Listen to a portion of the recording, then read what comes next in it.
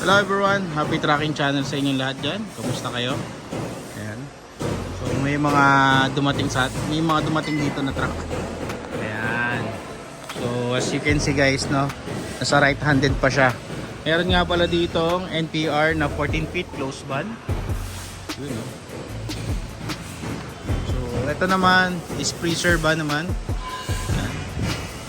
Pero tapos meron din ditong drop side. Alam kong marami naghahanap nito. 10 feet lang. Ayan, oh. Steel flooring. Ang ganda. 5 stud nga lang. Ayan. Pero ito yung kanyang chassis. At hindi siya ano guys, no, torsion type. Torsion type ang kanya. Torsion type. Nasa kanan pa.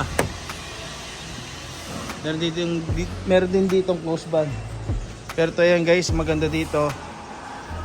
Ano sa 10 feet lang or 12 feet lang to. Ayan, no? Pero engine nito is for JJ1.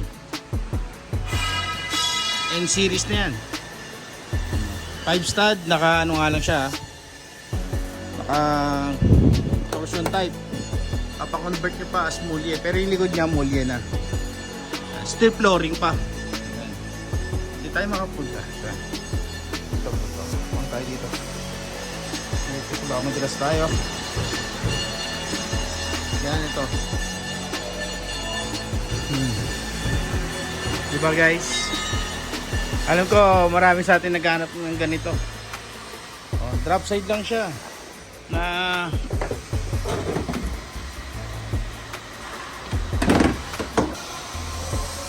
yan, drop side lang siya guys, oh. Diba? So steel flooring pa. Kasi kadalasan kadalasan yung drop side na makikita natin yung type flooring. Ano siya, electronic type na. Manual transmission. Ito din, meron din dito 14. So pero ito yung pinaka-importante. Alam ko marami naghanap sa inyo. So magkano ba ang mga presyo nito? Pagpalagay nyo guys, baka mabot ng mga 750. No? 750 pababa. Hindi siya malabo na siya kung makit ng 800. No? At ito, negotiable naman yan. Initial price lang yan guys. Ayan nyo, kapag tungkol sa presyo na ito, PM lang kayo sa Facebook page or ipipin ko sa comment section.